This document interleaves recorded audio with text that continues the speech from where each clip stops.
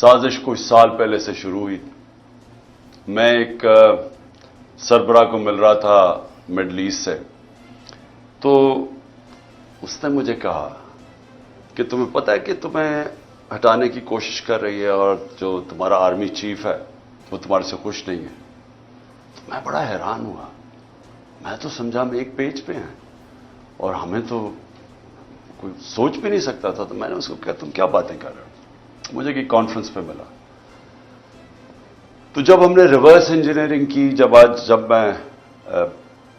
جب سے ہماری گورنمنٹ گئی اور میں نے پھر پیچھے سارا جائزہ لیا کہ کیا کیا ایونٹس ہوئے اور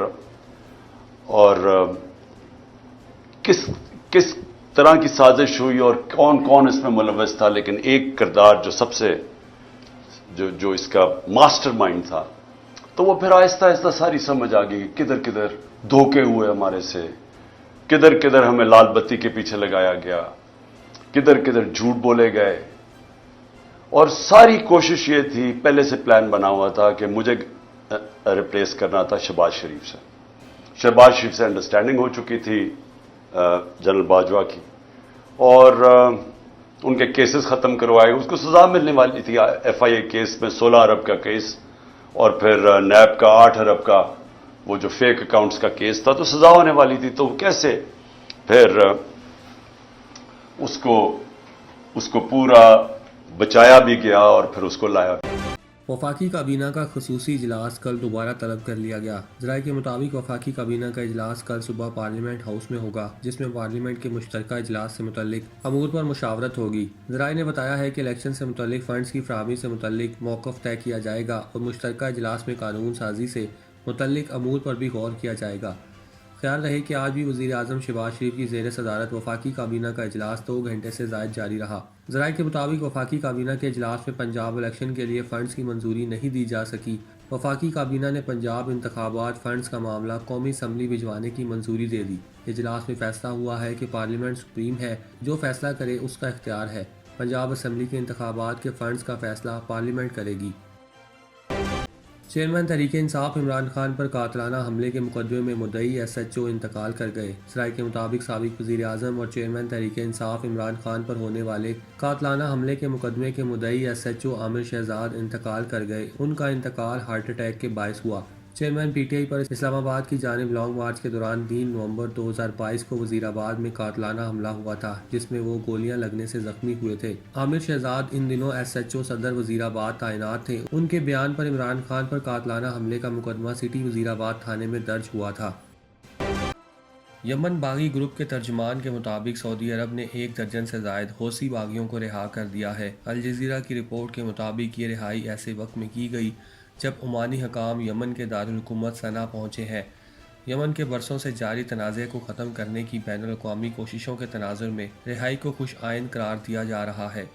قیدیوں کے تبادلے میں بات چیت کے انچارج حوثی عہدیدار عبدالقادر المرتضیٰ نے سماجی رابطے کی ویب سائٹ ٹویٹر پر کہا کہ 13 حوثی قیدی صنعا پہنچ چکے ہیں.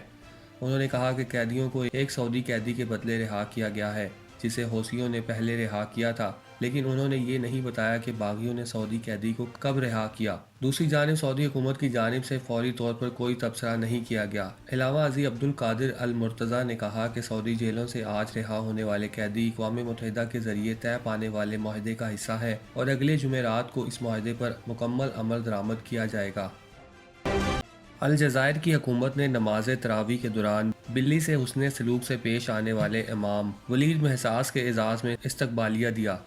گزشتہ دنوں ایک ویڈیو وائرل ہوئی جس میں نماز تراویح کے دوران امام مسجد کے کندھوں پر بلی چڑھ کر بیٹھ گئی، تاہم امام نے نماز جاری رکھی. یہ منظر کیمرے کی آنکھ نے محفوظ کر لیا، جو سوشل میڈیا پر وائرل ہو گیا. اس ویڈیو کو دنیا بھر میں بے حد پسند کیا گیا اور اب تک یہ ویڈیو سوشل میڈیا پلیٹ فارمز پر کروڑوں مرتبہ دیکھی گئی ہے. امام مسجد کا نام ولید محساس ہے اور وہ الجزائر کے رہنے والے ہیں. ویڈیو کی مقبولیت کے بعد الجزائر کی حکومت نے ان کے اعزاز میں استقبالیہ دیا. الجزائر کے وزیر مذہبی امور ڈاکٹر یوسف نے امام ولید سے ملاقات کی اور ان کے حسن سلوک کی تعریف کی. دبئی میں گاڑیوں کی خاص نمبر پلیٹ کی نیلامی میں ایک رجسٹریشن پلیٹ جس پر نمبر 7 درج تھا، نیلامی میں 5.5 کروڑ درہم میں فروخت ہوئی. عرب نیوز کے مطابق نایاب گاڑیوں کی نمبر پلیٹس اور فون نمبر دبئی میں ایک چیریٹی نیلامی میں فروخت کیے گئے، جس کا مقصد رمضان میں ضرورت مندوں کے لیے 1 ارب فوڈ پیکٹ کی تقسیم ہے۔ متحدہ عرب امارات کے ایک تاجر سعید خوری کے قائم کردہ سابقہ ریکارڈ کو توڑتے ہوئے رجسٹریشن پلیٹ 7 متحدہ عرب امارات میں سب سے مہنگی بن گئی۔ اس سے پہلے 2008 میں ابوظہبی میں ہونے والی ایک چیریٹی نیلامی میں گاڑی کی رجسٹریشن نمبر پلیٹ جس پر نمبر 1 درج تھا وہ $1,42,00,000 میں فروخت ہوئی تھی۔ امارات کی نیوز ایجنسی کے مطابق متحدہ عرب امارات میں ایک وقف فنڈ میں چیریٹی کے طور پر ضرورت مندوں کے لیے 1 ارب درہم اکٹھے کرنے کا ہدف ہے۔ رمضان مہم کے طور پر عطیہ کرنے والی مہم میں 87,000 سے زیادہ حصہ داروں نے نصف رمضان تک تقریباً $14 کروڑ کا عطیہ دیا ہے۔ واضح رہے کہ متحدہ عرب امارات محمد بن راشد ال مکتوم گلوبل انیشیٹو فاؤنڈیشن نے رمضان المبارک میں مساکین کے لیے ایک مستحکم عطیہ مہم کے طور پر وقف فنڈ قائم کیا تھا۔ بھارت کے بیشتر حصوں میں گزشتہ چند دنوں کے دوران کووڈ-19 کے کیسز میں نمایاں اضافہ دیکھنے میں آیا، جس کے بعد کووڈ پابندیاں دوبارہ لاگو کرنا شروع کر دی گئیں۔ کئی ریاستوں نے ماسک کو دوبارہ لازمی قرار دیا، جبکہ دوسروں نے احتیاط برتنے کا مشورہ دیا ہے۔ وزیر صحت نے ریاستوں سے کہا کہ وہ چوکس رہیں اور صحت کی سہولیات کی تیاری کا جائزہ لیں۔ سرکاری اور نجی ہسپتالوں کی ہنگامی تیاریوں کا جائزہ لینے کے لیے پیر اور منگل کو ملک گیر موک ڈرل کا منصوبہ بنایا گیا ہے۔ وزیر صحت نے یقین دلایا کہ حکومت انفیکشنز میں حالیہ اضافے سے نمٹنے کے لیے تیار ہے۔ انہوں نے کہا کہ ICU بیڈز، آکسیجن کی فراہمی اور دیگر اہم دیکھ بھال کے انتظامات موجود ہیں۔ انہوں نے مزید کہا کہ تیاری کا ہفتہ وار جائزہ لیا جائے گا۔ کووڈ وبائی مرض کی ممکنہ چوتھی لہر پر وزیر صحت نے کہا کہ چوکنا رہنے کی ضرورت ہے۔ انہوں نے کہا کہ BF7 آخری کووڈ میوٹیشن اومیکرون کا ذیلی ویریئنٹ ہے اور اب XBB.1.16 ذیلی ویریئنٹ انفیکشنز میں اضافے کا سبب بن رہا ہے۔ انہوں نے واضح کیا کہ یہ قسمیں زیادہ خطرناک نہیں ہیں۔ اس وقت بھارت کی 3 ریاستوں ہریانہ، اتر پردیش اور نئی دلی میں کووڈ پابندیوں کو لاگو کرنا شروع کر دیا گیا ہے۔ ہریانہ میں حاملہ خواتین کے لیے ماسک لازمی قرار دیا گیا ہے، جبکہ اتر پردیش میں غیر ملکی مسافروں کی اسکریننگ کی ہدایت کی گئی ہے۔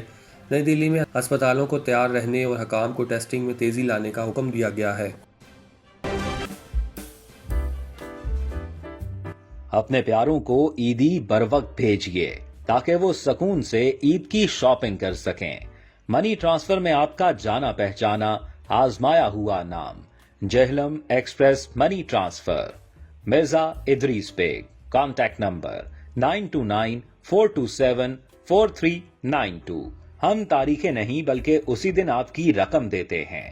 رقم صرف جہلم منی ٹرانسفر سے ہی بھیجیے۔